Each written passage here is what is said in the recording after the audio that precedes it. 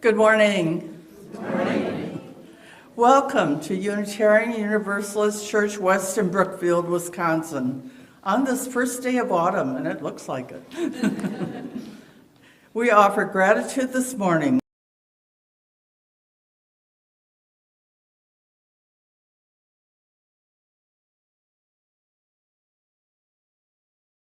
The Ho-Chunk, Kickapoo, Potawatomi, among others.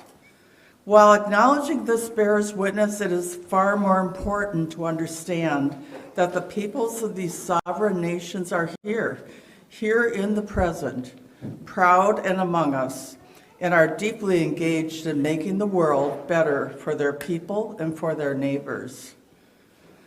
My name is Kathy White, and my pronouns are she and her. I serve on your board of trustees.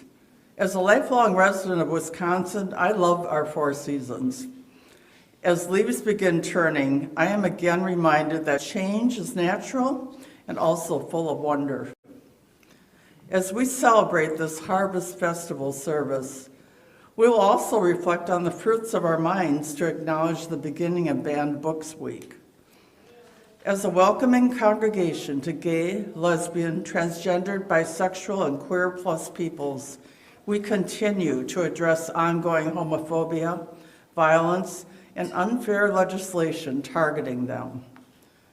As an anti-racist faith community, we also acknowledge that racism throughout our society continues to lead to the violent deaths and oppression of Jews, Black, and Indigenous peoples, and other people of color.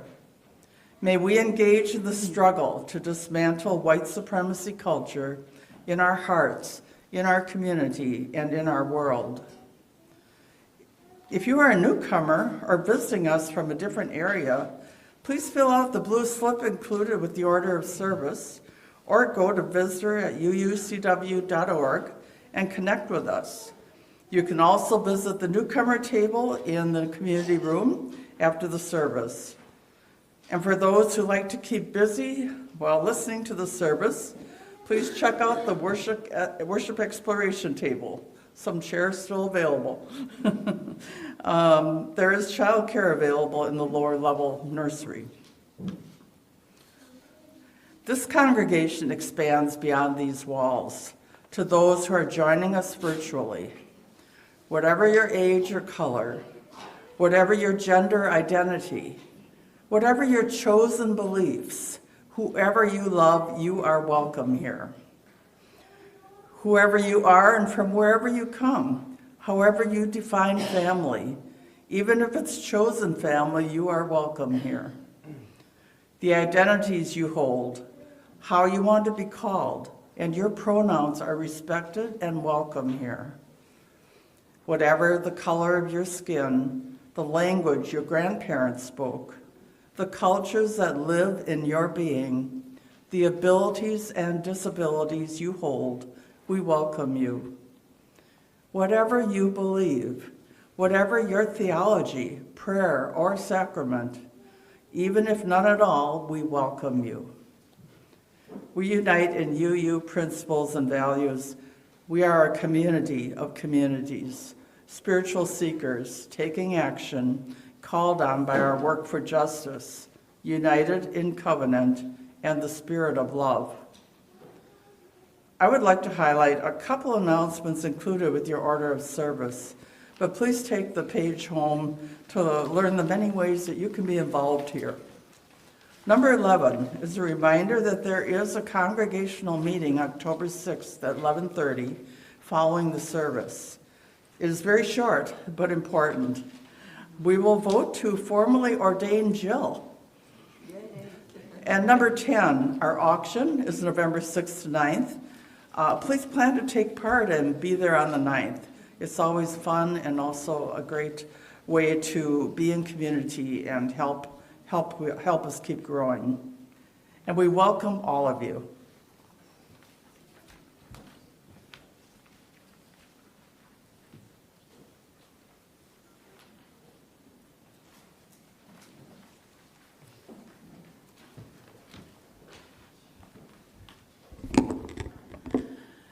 Good morning, everyone, and happy Mabon on this glorious rainy morning. Yes, I know we don't often think of rain as glorious, but we really, really, really needed it, so this will help our trees get through the winter. My name is Melissa Musante, and my pronouns are she and hers, and I have the distinct pleasure of leading your Earth Spirit team. And my name is Eddie Daniel, and my pronouns are he and his. Today, we come together to celebrate Mabon, Harvest Home, Feast of the Ingathering, Mayon Fomhair, or Alban Elfed. Many names, but ultimately a harvest festival, a time of thanksgiving. The reality is we don't really know what the ancients called the second of three harvest festivals. Mabon was adopted sometime in the 1970s by modern earth-centered folks. We don't know because for centuries this knowledge was banned. Having books about these practices could get you arrested and tried for heresy. Some pretty nasty stuff happened to people who held these beliefs. And that wasn't just in Europe. When the land that we now call the United States was settled, there was already a population here, as we know, that honored the earth and the seasons and saw their existence as a partnership with nature. The white settlers tried very hard to stop this and continued to suppress that culture even as recently as the 1980s and 90s. And yet, these traditions have persisted. Like many on this team and in this congregation, my family traditions were passed down by my elders, my great-grandmother, my grandfather, my mother, planting a seed of knowledge, a spark I then fanned into a flame, studying under various teachers through the years, bringing me to where I stand today. And so now we celebrate Mabon. The ancients celebrated the second harvest festival, whatever they may have called it, not just with gratitude, but also with a little anxiety. See, they knew that to get through the winter, they needed not just to harvest, but to preserve that harvest. Of course, today, we no longer live in a strictly agrarian society. Yet when we listen to the cycles of nature and apply them to our lives, things seem to go a little more smoothly, which is why we do this. This congregation has celebrated the spark of creativity at the dawning of spring, and today we celebrate the harvest not only of crops, but of our fertile minds. And just as those of us who garden may now be doing the work of putting up our harvest, of canning, of drying, all acts we must do to preserve the fruits of our labors, so too must we now work to protect the fruits of our minds.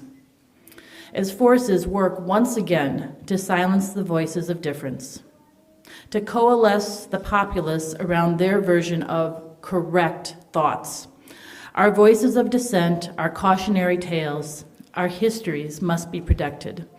It is incumbent on all of us to do that work together to protect the harvest. Because we are the keepers of the faith. We are the makers of peace and wisdom for the ages. For the good of all, so must it be.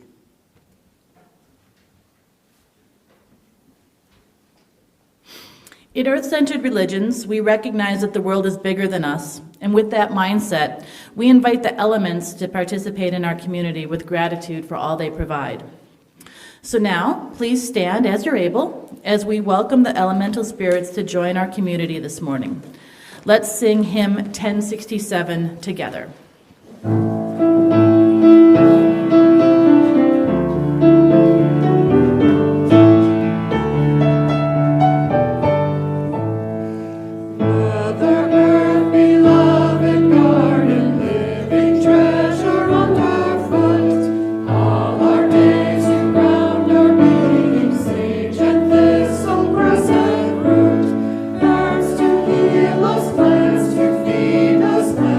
Till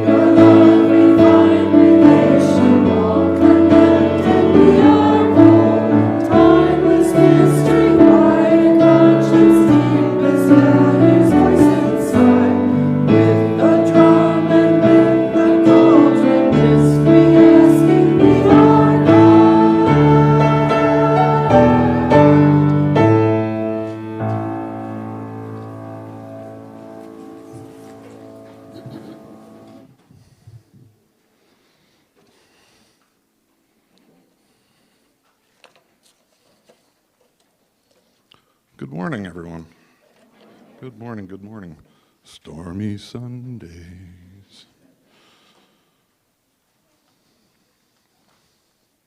Give me just a moment to organize myself here.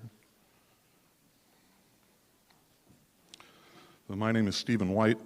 I sit on your board of trustees, and today I'm also helping out Dave Cicero by telling a story for us.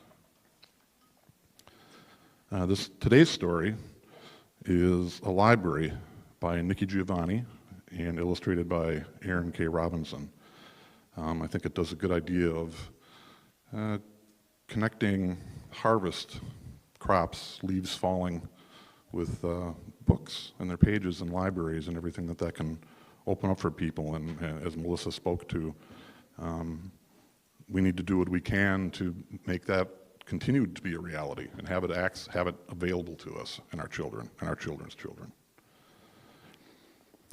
We're reading this story today with permission of HarperCollins Publishers.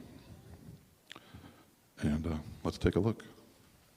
Oh, and if anybody wants to join us, we still have some space here with the kids, and anybody can join us on a cushion.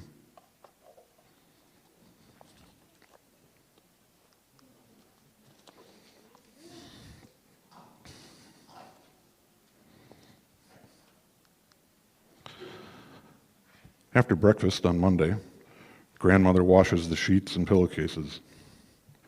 I wash the dishes. I help her hang the sheets outside and watch the wind gently blow them. Grandmother takes her sit down and asks me, "Aren't you going to return those books?" I hurry up Mulvaney Street all the way to Vine Avenue to the Carnegie Library. A library is a place to be free, to be in space. To be a cook, to be a crook, to be in love, to be unhappy, to be quick and smart, to be contained and cautious, to surf the rainbow, to sail the dreams, to be blue, to be jazz, to be wonderful, to be you, a place to be, to be. I go home and help fold the sheets and peel the carrots and potatoes and onions and go sit on the back porch, covering my toes with a quilt and read. To be another me. The end. I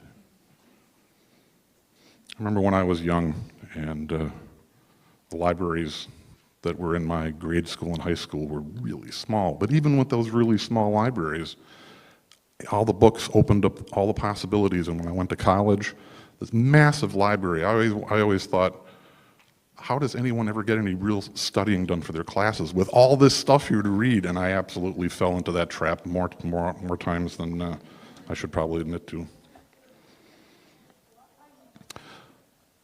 So, at this time, our children and youth have the opportunity to meet together in their RE classrooms. Several plan to return before we close, but now let's invite Shay up to light our children's lantern. You're up, Shay.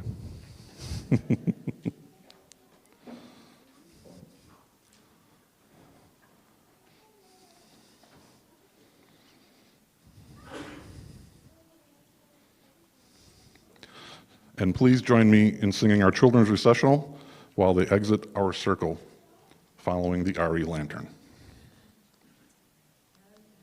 As you go, may joy surround you. As you go, go in peace. Know our love is with you always. As you go, as you go. As you go, may joy surround you. as you go. Go in peace. Know our love is with you always as you go, as you go.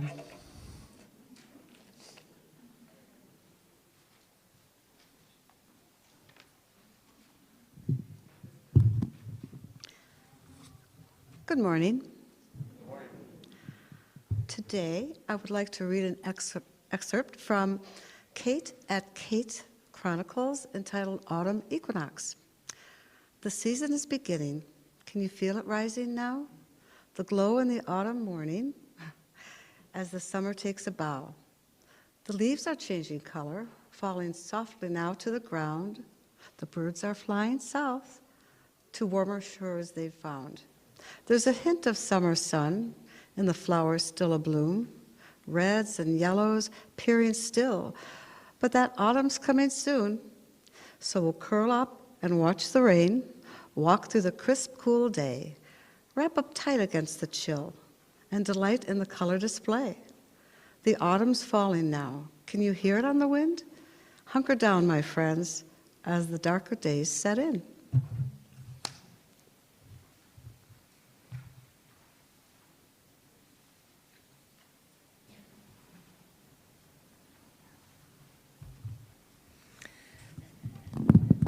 Good morning.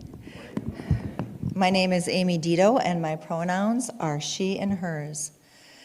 Warning, this historical accurate description contains some violence and a murder. As we celebrate this second harvest of Mabon, we also reflect on the harvesting of knowledge. We are aware that in order to continue to reap harvests of food, we are obliged to care for our earth. Equally, we must understand that in order to continue to harvest and preserve knowledge, we must protect our libraries and research centers. One example of the failure to do this is the famous loss of the Library of Alexandria. For those of you who are unfamiliar, the Great Library of Alexandria in Alexandria, Egypt, was one of the largest and most significant libraries in the ancient world. The library was part of a larger research center called the Musante, which was dedicated to the Muses, the 9 goddesses of the arts, and amassed by Alexander the Great. While there are various accounts of how and when the library was destroyed, we do know 2 things to be certain. We know that the multiple damaging forces that led to the destruction of the library were all due to wars. We also know that religious zealots, both Christian and Muslim, were eager to destroy the teachings held in the library as they tied intellectual pursuits to paganism and wanted to rid the city of all pagans. The story of Hypatia, the librarian, astronomer, mathematician, and philosopher, is intrinsically woven into the story of the library itself. The following is an ancient account of the end of her life after serving as both a librarian and teacher until her 6th decade. One early spring day during the year of 415, Hypatia was murdered by a mob of Christian men. These men were a volunteer militia of monks serving as henchmen for the archbishop. At the urging of Cyril, bishop of Alexandria, they had already destroyed the remains of the library, razed pagan temples, attacked the Jewish quarters, and defiled masterpieces of ancient art by mutilating statues and melting them down for gold. They now set their gaze on the city's beloved librarian and philosopher, whose social ranking was on par with Alexandria's most important men. Understanding nothing of her philosophy, they called her a witch. They pulled the elderly woman from her chariot as she rode through the city, and they dragged her to a temple. There she was violently murdered, and her remains were desecrated in a mockery of pagan sacrifice. All because she dared to place her intellectual pursuits and the protection of written works above all else. Hypatia's philosophy fell on deaf ears as her life was taken and used as a symbol of power over the pagan community. Let us learn from our human history as we may continue to harvest both food and knowledge, to be filled with the joy and abundance that the harvest brings. We must recommit ourselves to preserving our natural home and our intellectual ones. Please rise as you're able and join us as we sing hymn 67. We sing now together.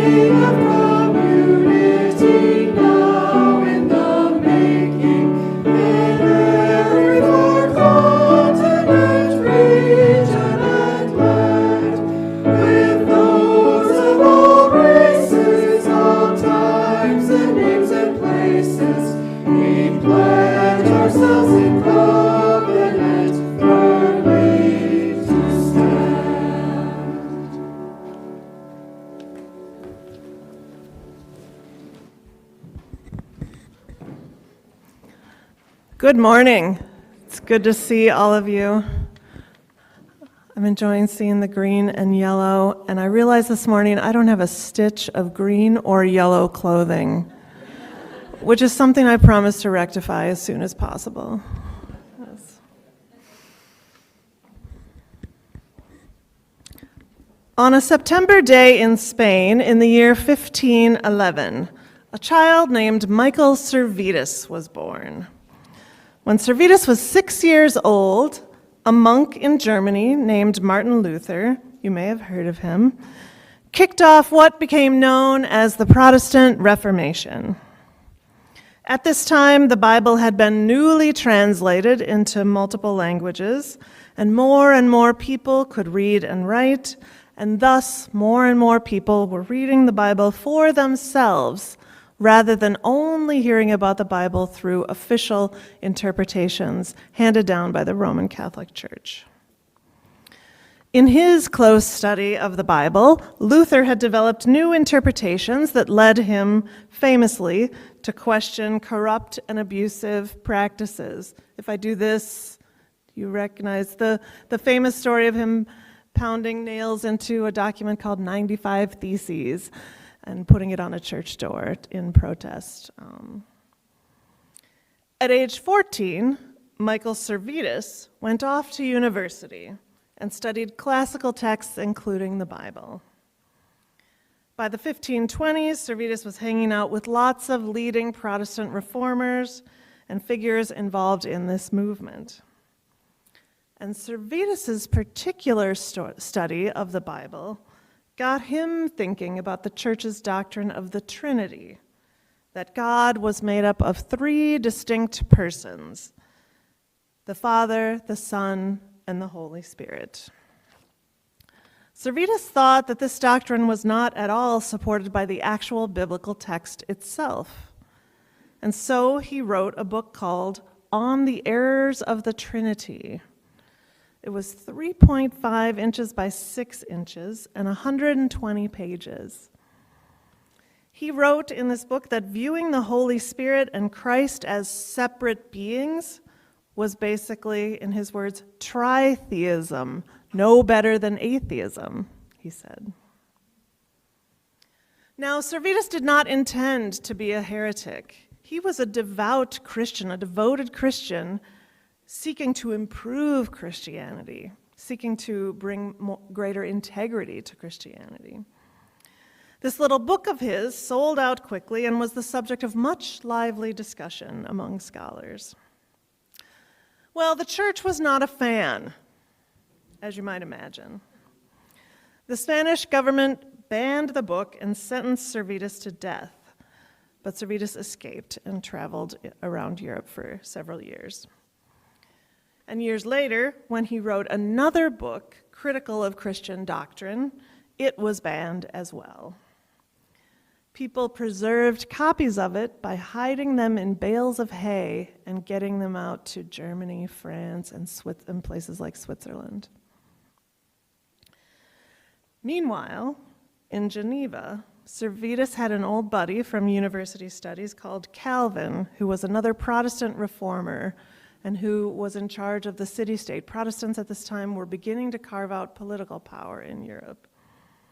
Calvin disagreed with Servetus's theology, got a hold of the book, burned it, and sentenced Servetus to death in absentia. There's lots of interesting twists and turns to Servetus's story, and there's a book called Out of the Flames, which details them all in case you're intrigued.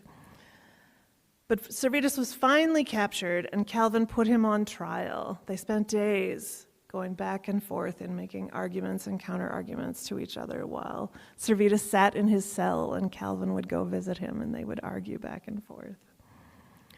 Servetus refused to apologize or recant, and eventually he was convicted of heresy and the death sentence was upheld.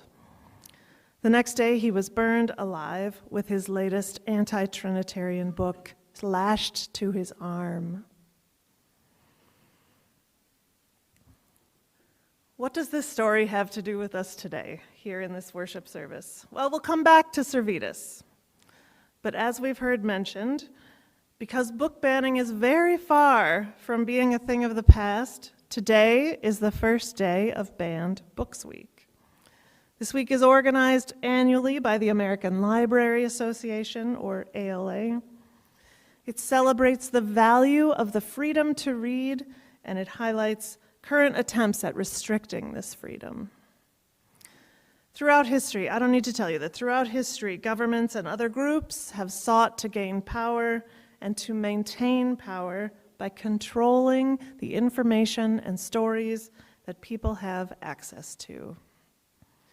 In our own time, we have been witnessing a sharp rise in organized efforts from right-wing conservatives to restrict material available to children in both public and school libraries, right? Last year, ALA documented 1,247 demands to censor library books and resources. This is 65% more than the previous year. 4,240 unique book titles have been targeted last year for removal from schools and libraries. And of the titles targeted for removal from school and public libraries, most were by or about people who are LGBTQIA+ and or Black, Indigenous, or people of color. What is it that's at risk when children lose access to all kinds of literature? Dr. Rudine Sims Bishop is a revered professor of children's literature who, in 1990, published an essay on diversity and multicultural literacy. In it, she writes, quote, "Books are sometimes windows offering views of worlds that may be real or imagined, familiar or strange. These windows are also sliding glass doors, and readers have only to walk through in imagination to become part of whatever world has been created or recreated by the author. When lighting conditions are just right, however, a window can also be a mirror." She continues, "Literature transforms human experience and reflects it back to us. And in that reflection, we can see our own lives and experiences as part of the larger human experience. Reading, then," she concludes, "becomes a means of self-affirmation, and readers often seek their mirrors in books." To this, I say, amen. That essay is still a touchstone in the world of children's publishing, where I spent most of my working life before becoming a minister. These windows, mirrors, and sliding glass doors offer children ways to see themselves and their communities represented accurately, respectfully, and lovingly. And this current book banning movement is focused on shuttering these windows, covering these mirrors, and closing these doors. As I imagine you know, this current book banning movement is part of a larger movement to quash dissent, just as in ancient times, to reverse hard-earned gains in political power won by non-dominant groups. And there is much at stake in this current book banning movement, in this piece of that larger movement for us, particularly as Unitarian Universalists. And that includes the loss to young readers that I've just described. But I'd like to lift up two other things. First, the trajectory of this current movement of book banning endangers the future of our UU movement, I believe. Perhaps it seems premature to even mention that possibility.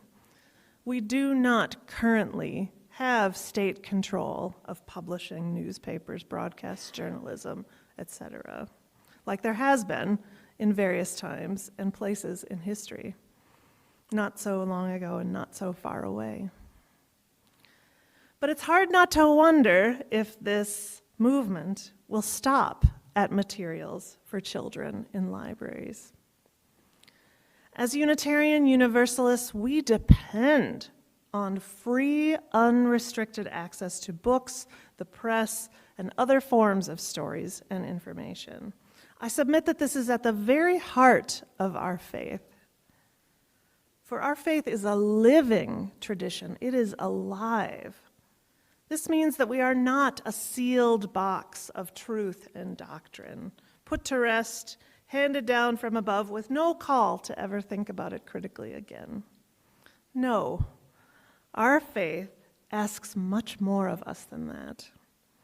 This free-thinking faith tradition calls us to seek and receive new information, new stories about the world.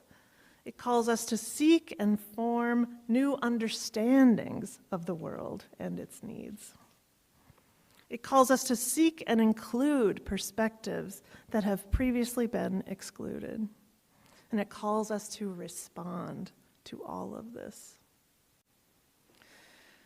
There is a straight line from what happened in Servetus's mind as he read the Bible for himself in the 1500s to what flowed from his pen to our faith community today. As it turned out, there was an enormous backlash to the death sentence that he suffered.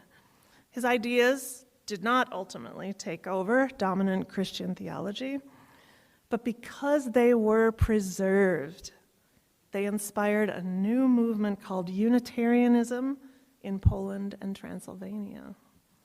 And that movement led directly to the Unitarian Church being established in Britain and then in the United States. And that line continues out west from the East Coast to the founding of this church in 1959. It matters that we preserve the intellectual work of human beings and that we preserve access to it. Other ideas that Servetus wrote about that have survived include that there is no original sin, that all people, regardless of religion, are able to improve themselves, that all things in existence are part of one great unity, called God at that time, but one great unity. Do these ideas sound familiar at all to anybody here? The second thing at stake, I think, for our UU movement is about the cultivation of empathy in young people. Many would say that empathy is how we find our way to love as the spiritual guide for how to be together and how to do community and justice. Without access to books that provide windows into the lives of others, without the sliding glass doors that allow imaginative engagement with cultures not their own, we make it more difficult for young people to form the empathetic compassion and do the empathetic learning that ultimately teaches us all that every single person has inherent worth and dignity, not just people that belong to a dominant group. And how will UUs with marginalized identities, young UUs with marginalized identities, be nourished by rich, accurate depictions and explorations of their own cultures, stories, and communities, which counter the oppressive narratives that we live with? Have you ever come across something in a book that changed your perception of history or of a culture or of a place you live? Can you remember reading something in a book that transformed how you saw yourself and the world or broke your heart wide open? For me, my whole life, books have unlocked new possibilities, have pointed the way to new worlds, new ways of being. Books have affirmed me. Books have helped me critique myself. And books have moved me to care about all kinds of people and things. Novels, especially, are dear to my heart in their complex, nuanced explorations of what it is like to be a human alive in this beautiful and broken world of ours. Novels consistently enrich my understanding of humanity and show me that I am not alone. Imagine a young trans child who does not feel safe talking about their gender identity. Imagine that child coming across a book in their library with a trans main character. Imagine what that moment is like when they discover that there are other people like them and that they too are marvelous and can be happy and proud of who they are, an option that they had not previously known of. And now imagine there is no such book available in that library. Nothing at school that offers a mirror or a door. That's how it was not long ago, and that's the state that many people are seeking or have achieved in some places. What can we do? Where is there hope? Well, as you all know, there is a great movement countering this larger movement to restrict freedom and to quash dissent. And for one thing, more than ever, young people, people of color, and queer and trans people are running for local and state offices and are getting elected. These folks are fighting against state and local book banning.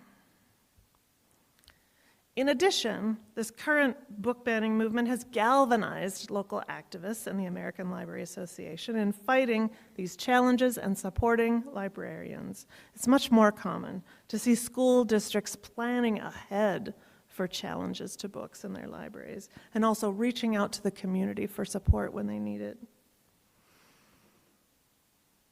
In closing, I'd like to share a few ideas from the American Library Association for ways you can help keep all kinds of books accessible for all kids by supporting libraries. 1, read banned books. The more these books are given air and life by being read, the less likely they are to recede in silence. 2, report book banning incidents. It is believed that as many as 90% of challenges to books in libraries go unreported. If you find out about an attempt to ban a book in your community, you can bring it to the attention of the American Library Association and support the library staff handling it. 3, learn about your local governing boards for schools and libraries and whether there have been attempts to challenge and ban books there. Ask how they're supporting the freedom to read in your community. Speaking up now can stop censorship where it's happening or prevent it if it's getting started. And finally, borrow a library book that could be at risk of being banned, maybe something that has been banned elsewhere.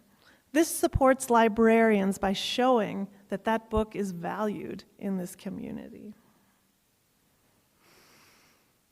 Friends, let us help liberate the array of voices that need to be heard.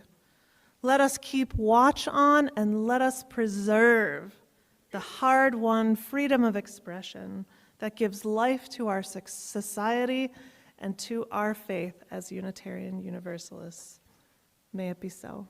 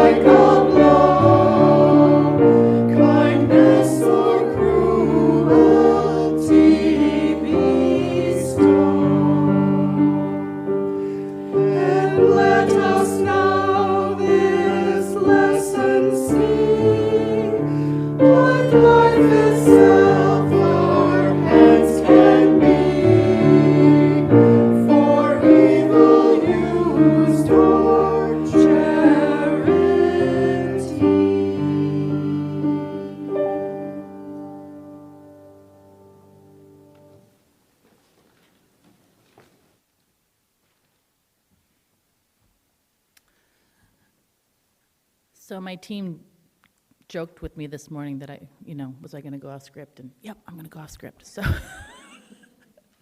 I just want to respond to what Jill said and to what Amy said. We have gone through these cycles of suppression throughout human history.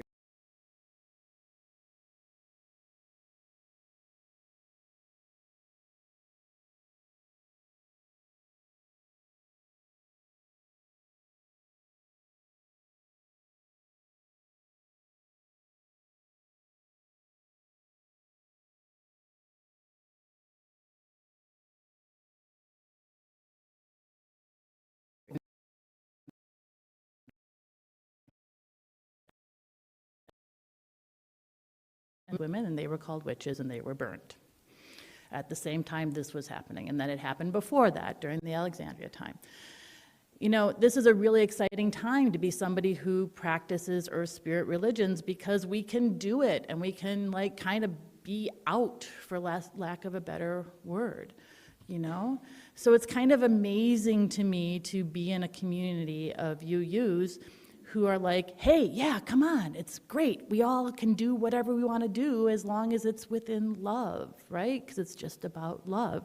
So it's amazing to me the circle that happens from Servetus to UUism to feminine leadership. Because if we look in the circle, right, so they quashed Servetus and feminine leadership at the same time, right? And then his writings led eventually to UUism, and then UUism came down the pike, and here we are, and there are so many UU ministers that are female. Like, how cool is that? So that's my little divergence from the script. But I just thought it was kind of fascinating, so thank you, Jill. All right, so now we're going to come to the meditative portion and the ritual portion of today.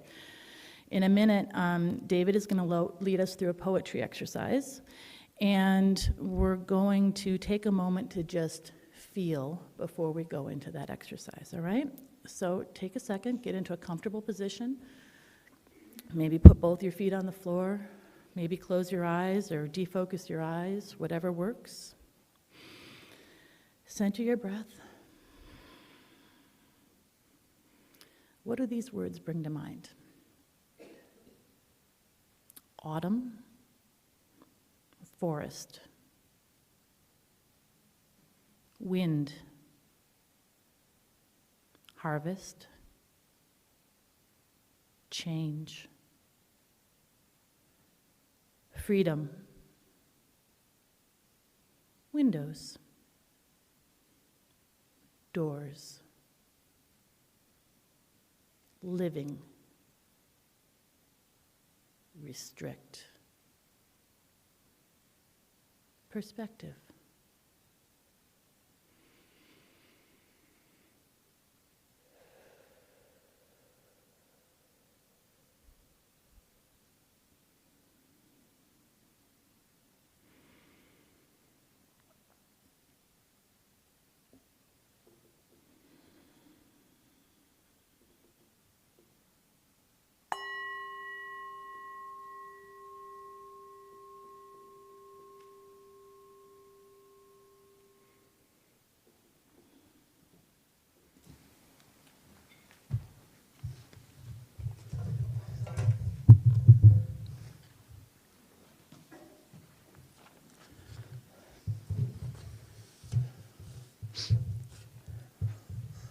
Okay, we're going off script. Since we have to bring a group of geese through here as a symbol of fall, repeat after me. Say what I say. Okay, this first, we make this nasal sound. Close your eyes if you're embarrassed. They kind of make this, let's hear it. Now we're going to push air out of our nose and our mouth at the same time. Hopefully nobody's in front of you. It goes like this.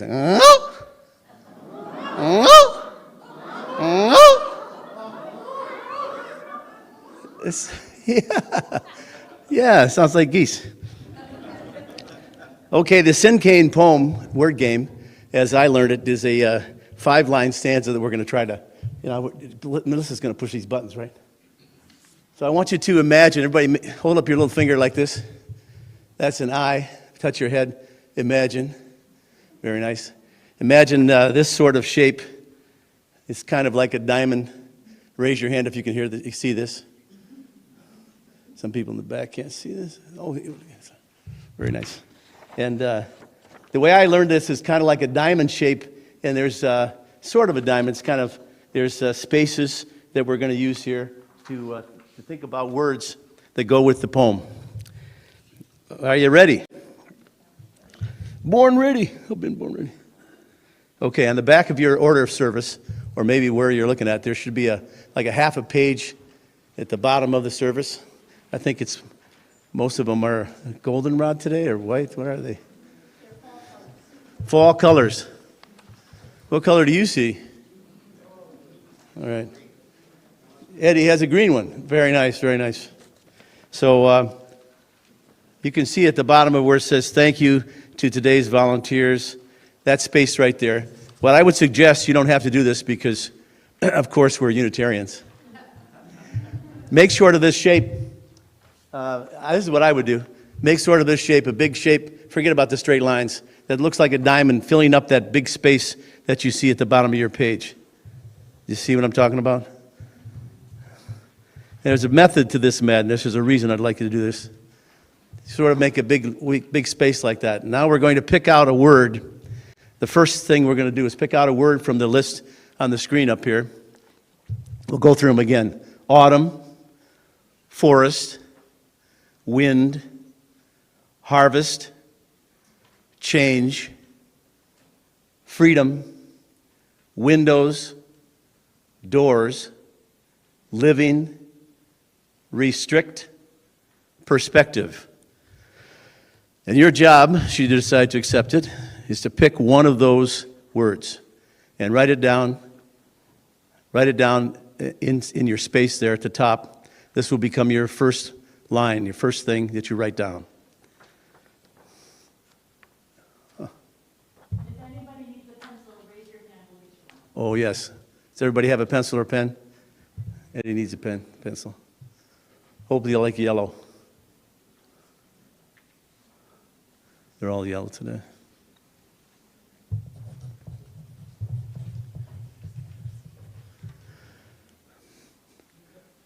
So you pick your first word, put it at the top of your little diamond shape there, or somewhere on that page.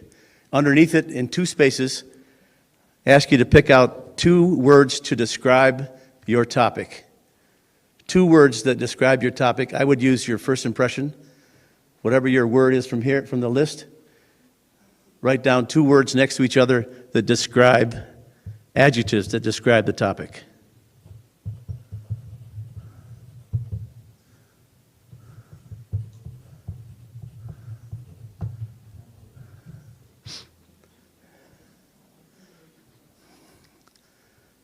So the first word is to pick one of those words. The second step, underneath that, 2 words that describe the topic. The third part, write down 3 or 4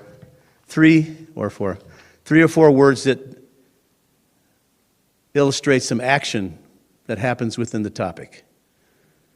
You can repeat words, by the way. So 3 or 4 words underneath your 2 words that illustrate action within the topic that you picked.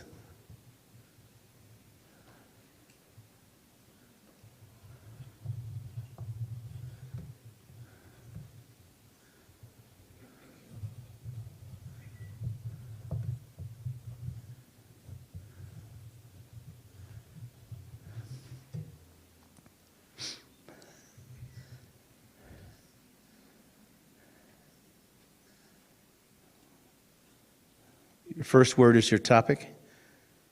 Underneath that, 2 words that describe the topic. And then 3 or 4 words under that that illustrate action within the topic. The next step is 4 or 5 words that express how you feel about that, about the topic or what you've already written. 4 or 5 words that illustrate, or express how you feel.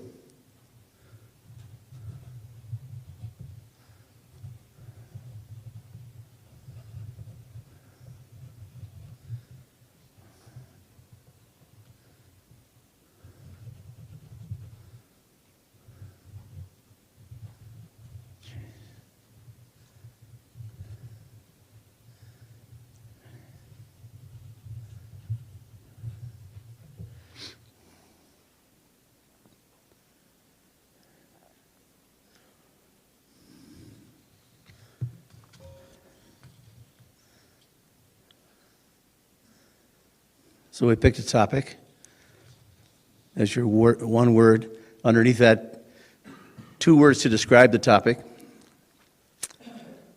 Under that, 3 or 4 words to illustrate some action that happened within the topic.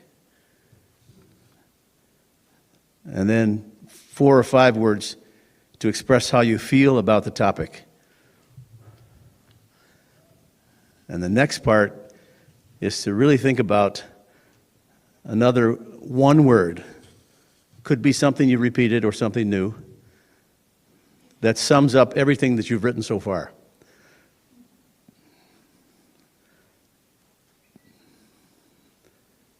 Pick out one word that sums up everything that you've written so far.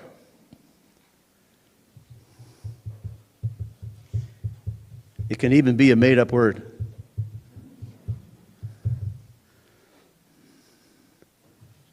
And you don't have to spell it right either.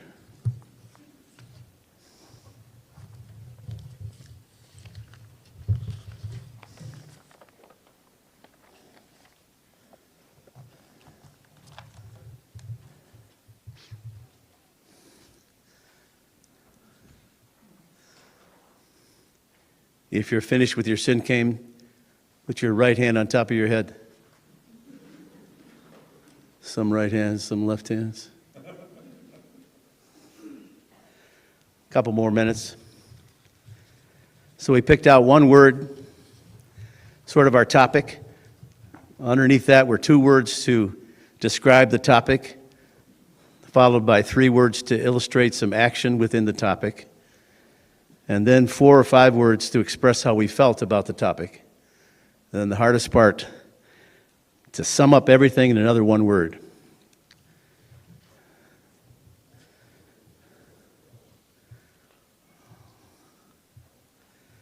In just a moment, I'm going to ask you to stand up, right? Move across the room or space. You could float, fly if you want, like geese. Make some sounds, you know. Or close to someone close to you. And you're going to need to remove your piece of paper that cut along the dotted line, right? And different parts on the north side and the east side and the south side, there are tables with some scissors. You can also, if you want to, step to the beat of a different drummer, fold your paper and rip it yourself, or you can use scissors. And also on the tables, on the sides of the rooms, there are hole punches to punch a hole in it. And you can share with another person your sin cane. Just as a suggestion, sometimes it's fun to read, just read the words through without thinking about what I wrote for number 2, what did I write for number 3, just kind of flow through your poem when you share it with someone else. Across the room, find someone to partner with. First read your poem, I'm reading from the paper here. Then when you're finished reading the poem, do not pass go, do not collect to, sorry, that was a different thing. Okay. Find someone to share with. Rip off your piece of paper. Hole punch it, or so. If you want to, there are scissors.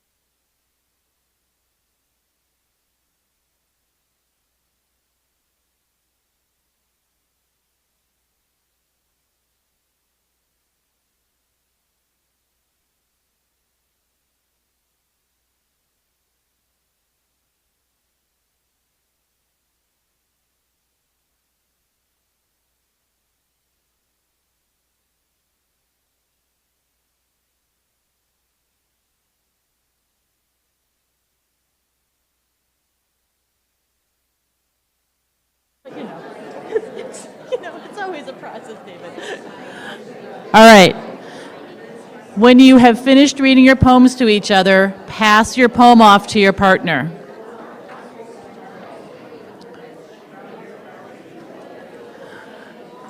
When you're finished reading your poems to each other, pass your poem to your partner.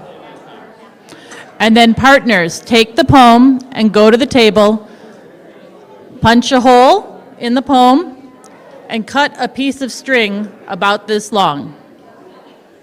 So partners, take the poem that you've been given, the knowledge that you have been asked to keep. You are the keeper of the knowledge.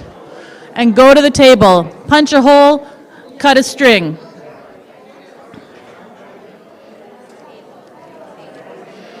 Once you have cut that string, make a loop, put it through, and then come on up to the table, to the altar, and tie that poem onto the big wreath. All right, so we're going to preserve this knowledge. We are going to be the keepers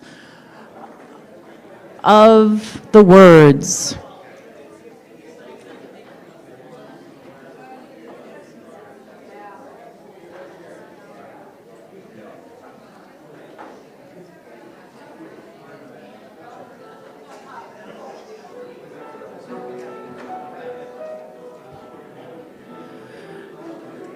Does anyone need help? Just raise your hand. Nick, can you help Cara Lou?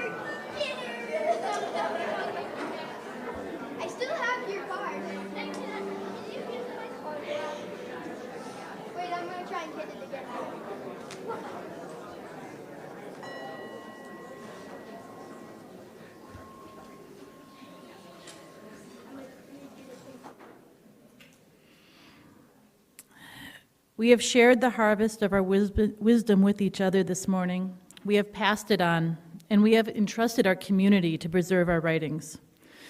May this remind us to do the same in the world. For the good of all, blessed be.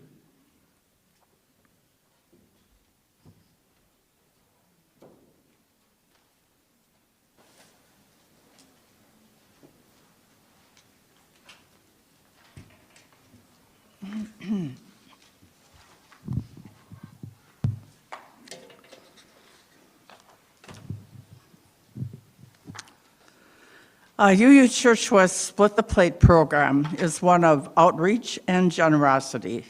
Each month, we give half of all designated offerings to a nonprofit organization to help us live our Unitarian Universalist values, pursue the goal of social justice, and serve our community.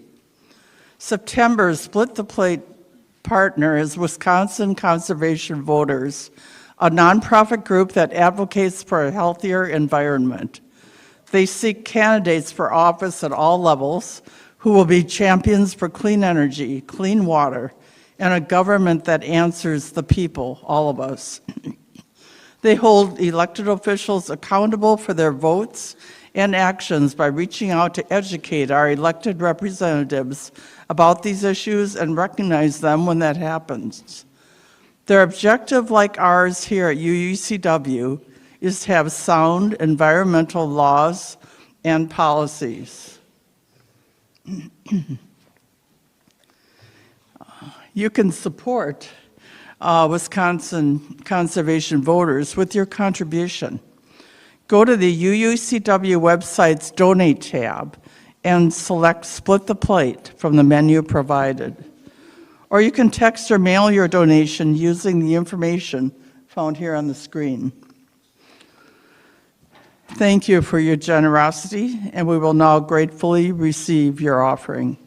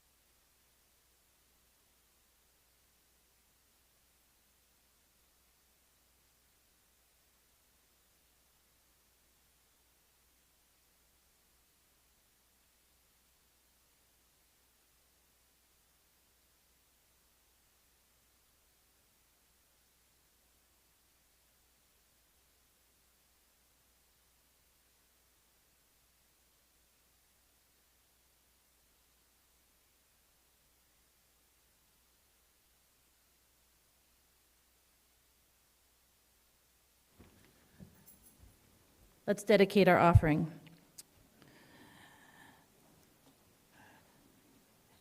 I believe it's in your order of service.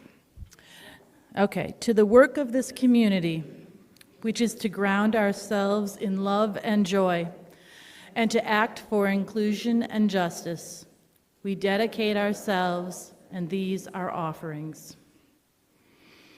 So at the beginning, we ask the elemental spirits to join us. And at the end, we say, hey, thanks. We're done. You can go now. And so we're going to sing the same song, but at the end of 1067, you will see that the last line is, we ask you be here now. We're going to say, we ask you go forth now. So please stand as you're able.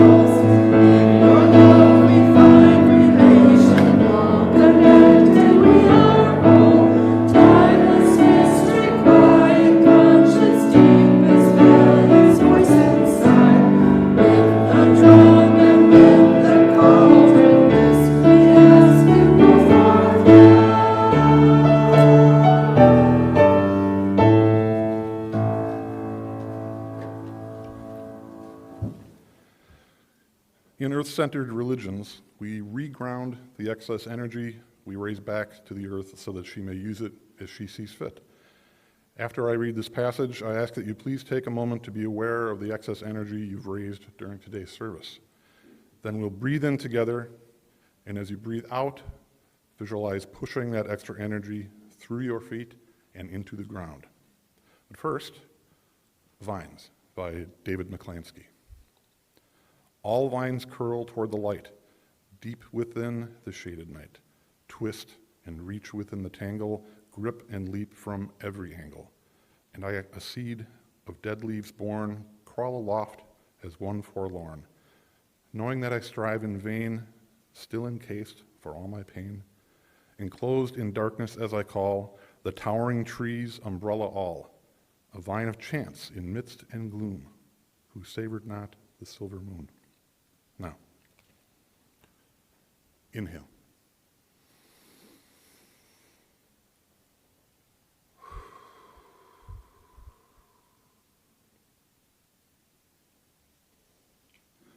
Blessed be.